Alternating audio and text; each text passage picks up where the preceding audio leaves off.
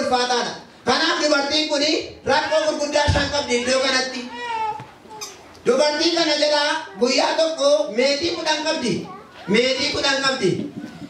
Meetiin ishee kuni 11 hin taane 12 hin taane asii ol hin adeemne. Meetiin dubartiin kun qabdu asii gad adeeme. Jalaa qannase. Gara sagaliitti gadi bu'e.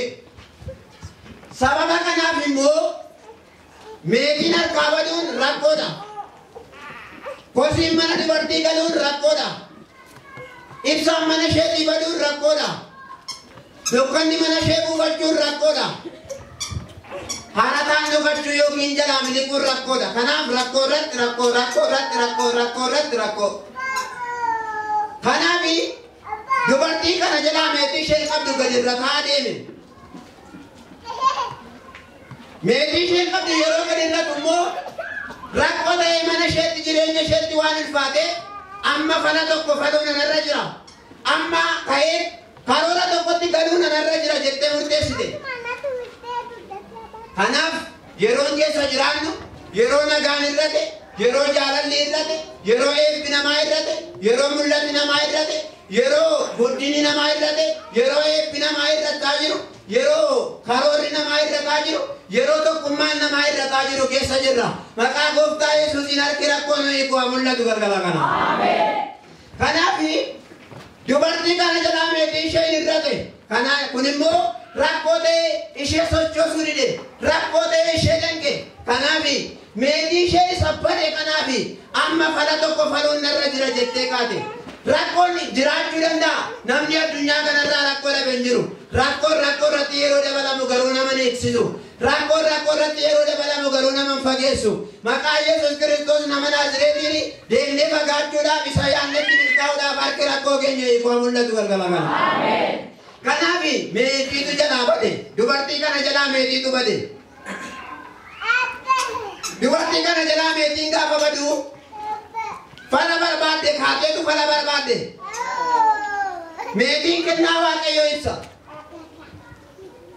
Wangeela Maatiyos boqonnaa 25 lakkoofsa 14 kaafnee yommuu ilaallu kaanitti 1,000, kaanitti 5,000, kaanitti 2,000, kaanitti 1,000 laadhate. Meetiin kennaa Waaqayyoo ibsa. Inni 5,000, 5,000, inni 2,000, 2,000, inni 1,000 garuu hin awwaale. Meetiin kennaa Waaqayyooti. Meetiin kennaa Waaqayyooti. Meetiin bade kun waan lama ibsa. Meetiin bade kun tokko kennaa Waaqayyoo nama harkaa badu ibsa. Kennaa Waaqayyoo nama harkaa badu ibsa meetiin kuni. Kennaa Waaqayyooti waan ta'eef.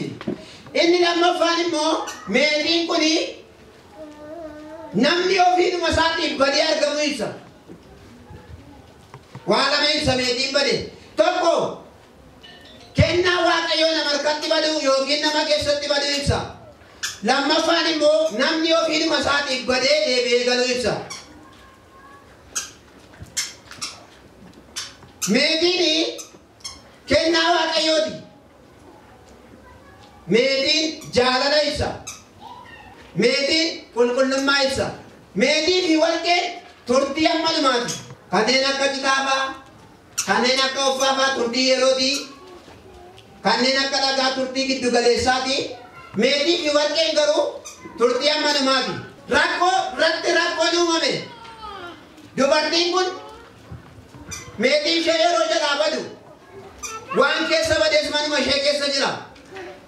Sababa kanaaf meetiin kennaa Waaqayyoo nama harkatti baduuf namni ofii isaaf badee deebi'u waan ta'eef, meetiin immoo kennaa Waaqayyoo jaalala waan ibsu, qulqullummaa waan ibsu waan ta'eef, meetiin immoo turtii amma dhumaati waan ta'eef, jireenya dubartii kanaatti wanti rakkoo ta'e meetiin kun yeroo badeetti kun hundumtuu jireenya ishee keessaa gadi bu'oo ta'ani.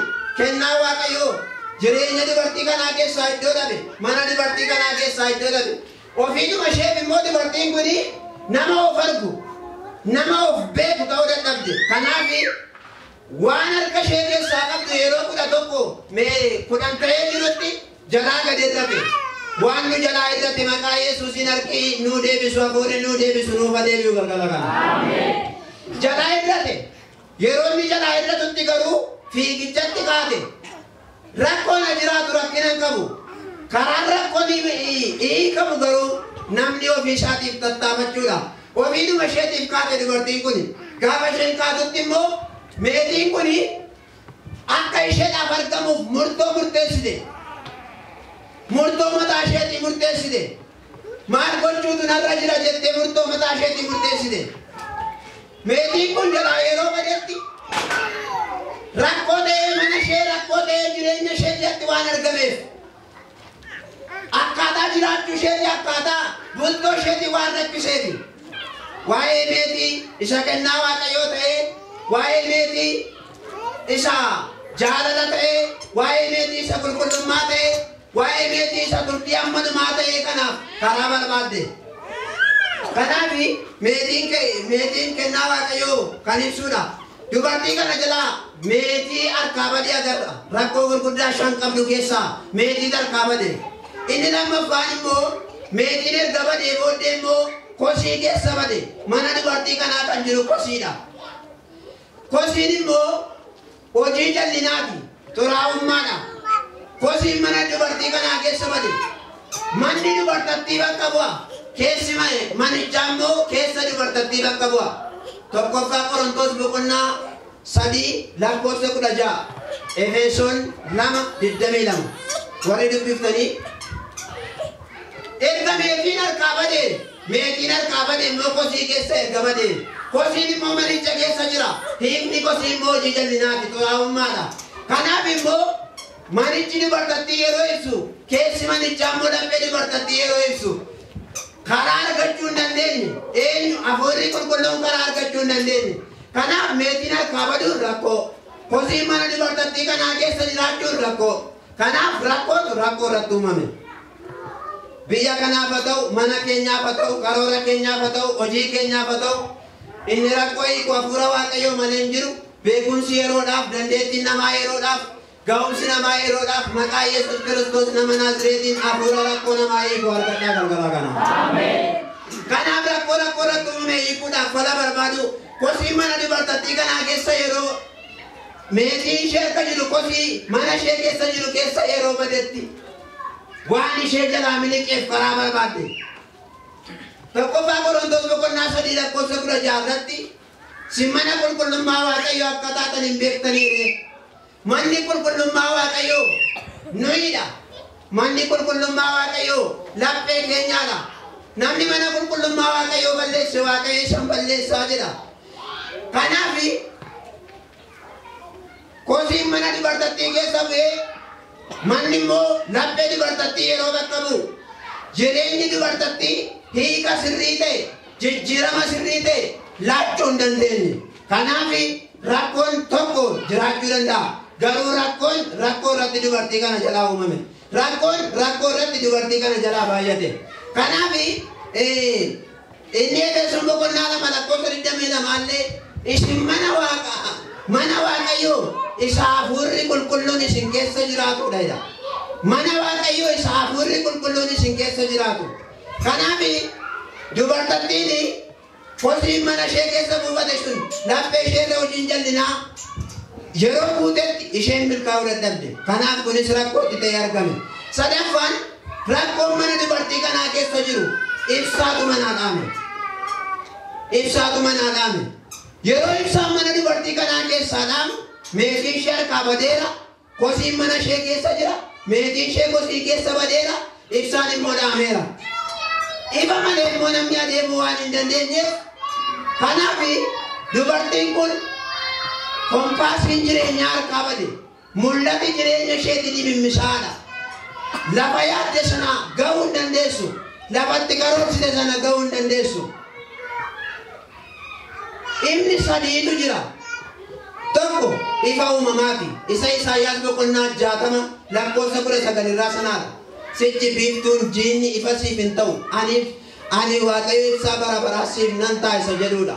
Lama ifni ifa namtolcheedha. Isa ibsatu kanaadha. Ifa namtolcheedha. Sadaffaan immoo ifa waaqarraa yookiin hafuura qulqulluu isa ifatti fatteeffamedha. Hojii ergamootaa boqonnaa 9 isa Phaawulosi farda yaabbatee utuu inni gara Daamaasqootti fiigu farda yaabbatee utuu inni deemu Yesus Kristos immotti dhaqee fardarraa mataan lafaan dha'ee argameedha. Namni cimaadha jedhanii yaadan tokko, namni baay'ee gaardiidha jedhanii yaadan tokko yoo ka'ee nama dha'e, yoo ka'ee nama waraane, yoo ka'ee nama ajjeese, anatu balleessa jedhee dhaabatee fakkaruu hin danda'u. Yesus Kristos hojii ergamootaa boqonnaa 9 irratti garuu Phaawulosii fardarraa mataan dhaabee Phaawulos ati eenyudha yeroo inni jedhu ana Yesus jedhee dubbate. Ana jedhee inni waa'ee keenyaaf dubbate rakkoo mana keenyaa haa eegu gargaaru. Kanaaf ibsaatu mana dubartii kanaa keessaa bade. Meetiin badeera, kosiin mana buufateera, ibsaan badeera. Kun hundinuu rakkoo irratti rakkoo. Ibni Kiristoosin ibsa. Ibni Kiristoosin ibsa. Wangeela Yohaannis boqonnaa 8:12. Yesuus ammas namootatti dubbatee ani ifa biyya lafaati. Namni ana duukaa bu'u ifa jireenyaa hin qabaata malee dukkana keessan deddeebi'u jedha. Ibni Kiristoosin ibsa. Rakkoo irratti dubartii kana jalaa uumame. Ibsaan mana ishee keessaa bade. Kiristoos isa ifa jireenyaa ta'e kanatu mana dubartii kanaa yookaan laphee dubartii kanaa keessaa iddoo gadhiisee jira. Kan moo'ee jiru kan biraadha. Kanaaf inni laphee dubartii jireenya dubartii kanaa keessa waan hin jirreef ifichi moo'ee jiru Kiristoosidha. Kanaaf ani ifa biyya lafaatii jedhee dubbate Yesus Kiristoos yeroo dubbatu ibsaatu mana dubartattii keessaa dhaame. Lammaffaan ibni dubbii Kiristoosin ibsa. Ibni dubbii Kiristoosin ibsa. Faarsaa 19:5 dubbiin kee miilla kootiif ibsaadha. Daandii koo irrattis ni ifa. Miilla kootiif ibsaadha jechuun ragaadha. Yeroo hundumaa ragaadha. Wanti namni waan tokko balleessee ragaa yoo jiraate ba'uu hin danda'u. Dubbiin kee miilla kootiif ibsaadha jechuun yeroo hundumaa olaantummaa kan sirratti qabu isaadha. Yeroo hundumaa si wajjin kan jiru isaadha jedhee dubbachuu isaati. Kanaaf dubbiin kee miilla kootiif ibsaadha jedha. Inni kan biraan dubbii Kiristoosidha. Dubbii Kiristoos kanatu laphee dubartii kanaa keessaa bade. Jireenya dubartii kanaa keessaa bade. Namummaa dubartii kanaa keessaa bade. Sababii kanaaf immoo dubartiin kun maal taate nama danqamtuu yookaan nama rakkoo irratti rakkoon baay'ate. Nama rakkoo irratti rakkoon jalaa uumame taate. Kanaaf ibni dubbiin Kiristoos dubbichi inni jiraataan jireenya dubartattii keessaa yeroo fudhatametti jireenya dubartattii irraa kufaa yeroo ta'etti humna godhachuu hin dandeenye. Hojjechee milkaa'uuf humna godhachuu hin dandeenye. Eebbifamuuf humna godhachuu hin dandeenye. Kanaaf akka yaaddetti milkaa'uuf humna godhachuu hin dandeenye. Waan karoorsilee fiixaan baasuuf humna godhachuu hin dandeenye. Sagantaa ishee karoora isheetti milkaa'uuf humna godhachuu hin dandeenye. Dubbii Kiristoos isa jiraataa, dubbii Kiristoos isa ibsaa ta'e sanatu laphee ishee keessaa bade waan ta'eef. Sadaffaan ibni mootummaa Kiristoosin ibsa. Mootummaan Kiristoos mootummaa ifaati. Ibni Kiristoosin ibsa. Ibni dubbii Kiristoosin ibsa. Ibni mootummaa Kiristoosin ibsa. Rakkoo irratti dubartii kana jalaa yeroo uumame yookaan argametti mootummaan Kiristoos inni ifaa kun waa'een jireenya waaqarraa jireenya dubartii kanaa keessaa badeera. Waa'een bara lakkaa'amne jiraachuu, waa'een jireenya bara daangaa hin qabne jiraachuu keessaa badeera. Maaliif? Ifatu mana isheetti dhaame waan ta'eef ifni immoo mootummaa Kiristoos waan ibsuuf jireenyi dubartii kanaa dagannaadhaan guutamaadha. Jireenyi dubartii kanaa dagannaadhaan marfamaadha. Kanaaf Roomaa boqonnaa 13:11 irratti yerootti duraa manne caalaa amma guyyaan fayyinaa waan nutti dhiyaateef yeroon kun yerootti ribaa dammaquun isinirra jiru ta'uusaa beekaa. Halkanichi sokkee guyyichi dhiyaateera. Kanaaf hojii dukkana keessa hojjetamu hundumaa ofirraa fuunee gannee mi'a lolaa isa ifa keessatti hin deddeebinu sana hin hidhanna jedha. Maqaa Yesus Kiristoos nama Naazreetiin hafuuraa rakkoo keenya hiiku argachuurraan kan ka'e, hafuura eenyummaa keenya nu barsiisu argachuurraan kan ka'e, hafuura miijana jireenya keenyaatti nu galchu argachuurraan kan ka'e, maqaa Yesus Kiristoosiin waan mataaf fuulaaf iddoo nu jalaa dhabetti iddoo nuuf haa godhu Waaqayyo. Kanaaf inni kan biraan ifni maqaa kiristiyaanaaf kennameedha. Wangeela Maatiyos boqonnaa 5:16 maqaa kiristiyaanaaf kennameedha ifni.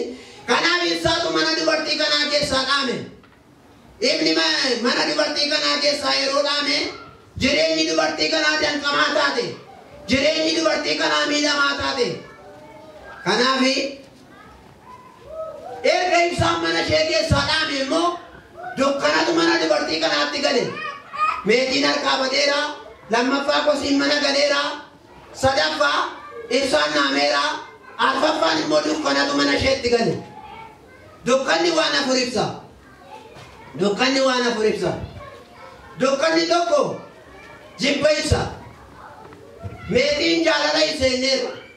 Meetiin durtii ammanumaati, meetiin warqeen jenneerra. Dukkanni mana dubartii kanaa buufate ibsaa ibsitee jedha. Kosii mana ishee keessa jirtu artee jedha. Dhimmitee barbaadduuree jedha. Saduraa ergaa Yohaannis boqonnaa 2 lakkoofsa 9 yoo dubbifne namni ani ifa keessa jira jedhee obboleessa isaa immoo jibbu. Inni maal keessa jira? Dukkana keessa jira jedha.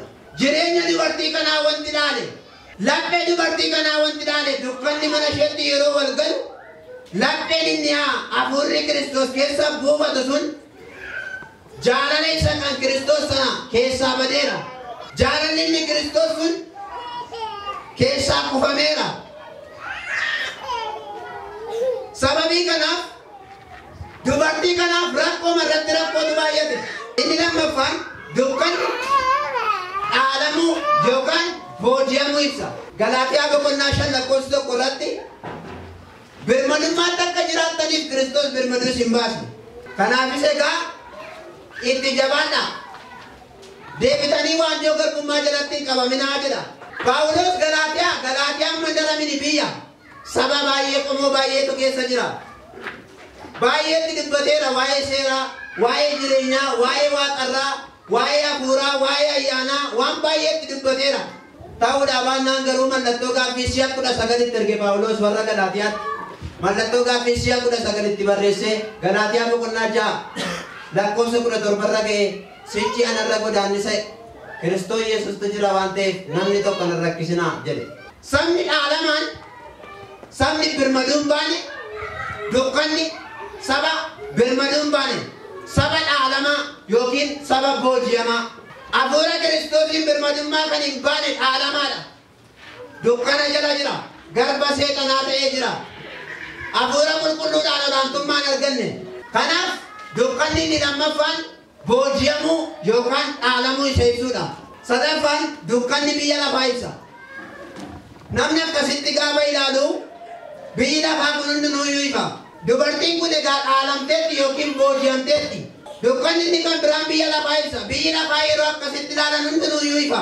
Garuu nama mul'ata qabuuf biyyi lafaa kun hundinuu dukkana. Biyyi lafaa kun kiristiyaanaaf donna waa arjoomuu hin danda'u. Alagaadha kiristiyaanaaf. Biyya lafaa kanarraa kiristiyaanni hoomaa dhandhamuu hin danda'u. Kanaaf biyyi lafaa dukkana. Ibni dubbii Kiristoos yookaan Kiristoosiin waan ta'eef namoonni farrammoo dukkanawaa hojiin isaanii hamaa waan ta'eef dukkana waan jaallataniif biyya lafaa waan jaallataniif dadhaboodha miidhamoodha. Kanaaf rakkoo irratti uumamee dubartii kana danqe dukkanni biyya lafaa waan ibsuuf jireenyi ishee biyya lafaadhaan rukutamaadha.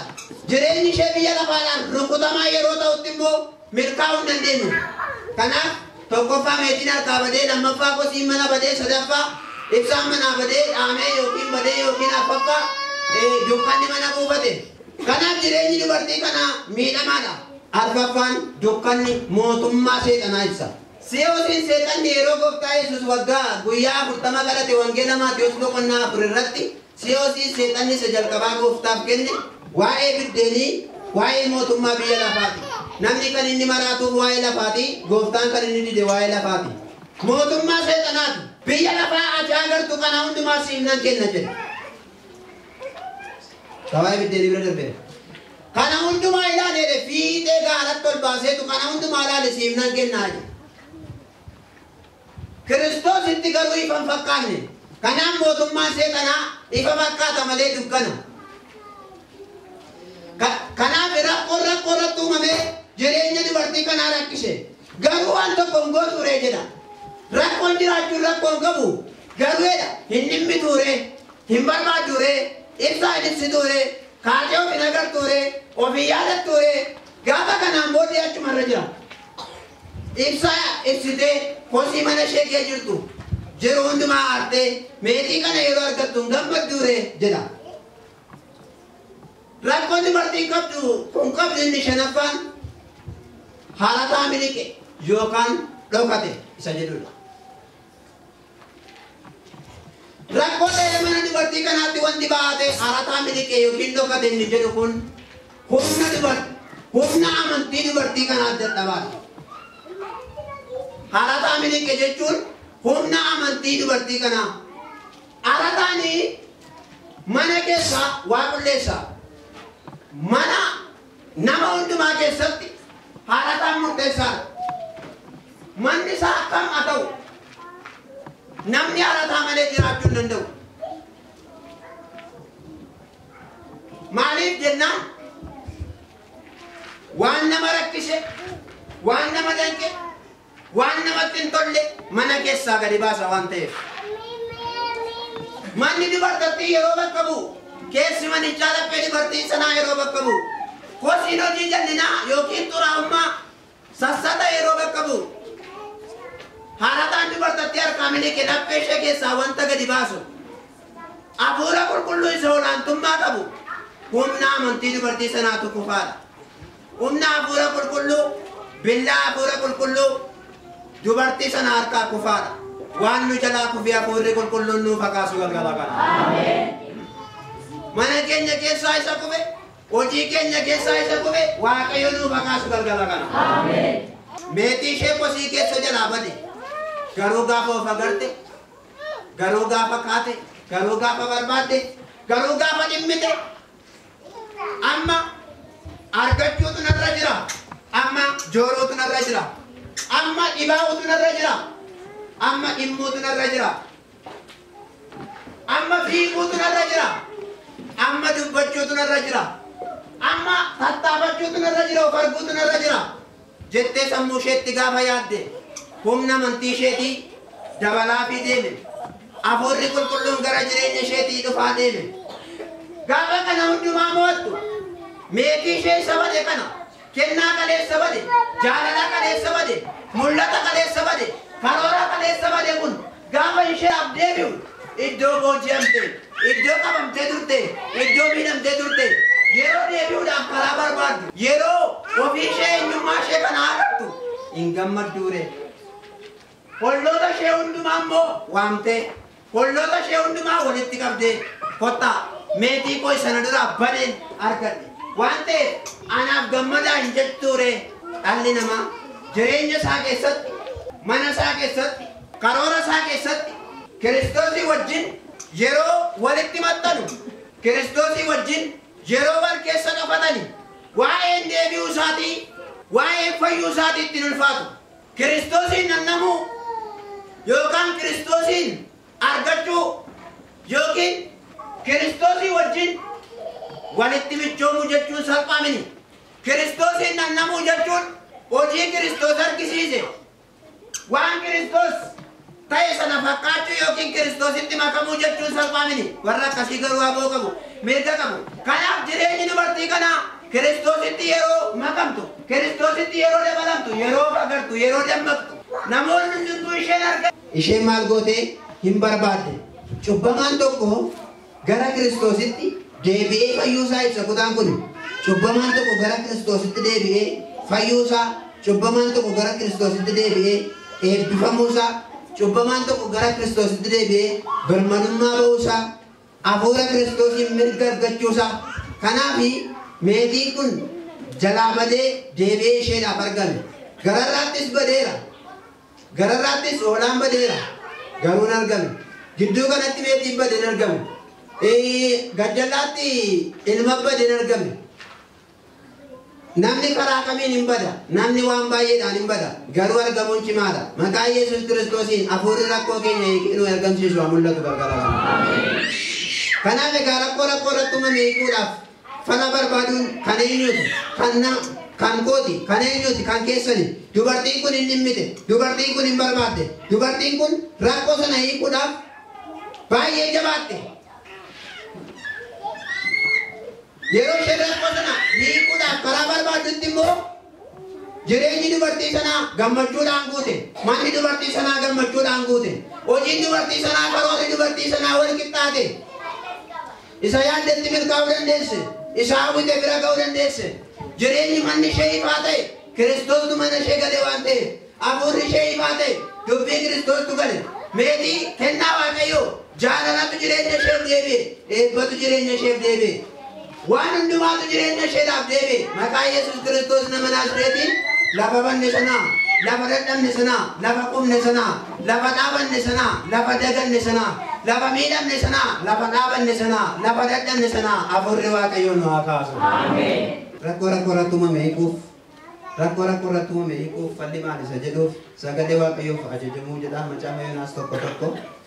Macaafa Yoonaas kana keessatti waan gurguddaa afur agarra.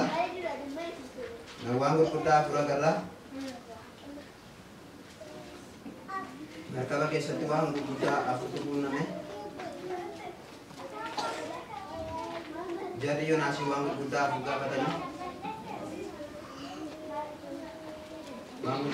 gaafatanii. Waaqayyo waan gurguddaa sadiitti dubbate. Qurxummiin waan gurguddaa torba taate macaafa qulqulluu kanarra yeroo nan ga'u rakkoo irratti uumame hiikuudhaaf falli maal isa jedhuuf sagalee Waaqayyoof ajajamuu jechuun salphaa fakkaata. Garuu salphaa miti. Macaafa Yoonaas tokko keessatti waan gurguddaa afur agarru keessaa tokko yoon dubbadhe Waaqa jalaa dhokatanii bahuun akka hin danda'amne agarra. Sagalichi Waaqayyo Yoonaasiin hin ajajee Yoonaas garuu karaa mataa isaatiin ta'e. Markabni qabeenya Waaqayyooti, galaanni qabeenya Waaqayyooti, qilleensi qabeenya Waaqayyooti. Jalaan galaanatti kaasee, irraan qilleensatti kaasee, keessaan namatti kaase. Garaa qurxummichaa keessatti nyaata irraa kutee, uffata irraa kutee, qilleensa irraa kutee, qurxummiin muka fudhatachuu dandeessu fira irraa kute, waan baay'ee irraa kute. Kanaaf sagalee Waaqayyoof ajajamuun gaariidha. Kanaaf rakkoo irratti uumame hiikuuf sagalee Waaqayyoof ajajamuutu fala. Sagalee Waaqayyoo dhaga'uutu fala. Faarsaa 81 lakkoofsa 8 dhaggeeffadhu yaa Israa'el waan si gorsuu qaba.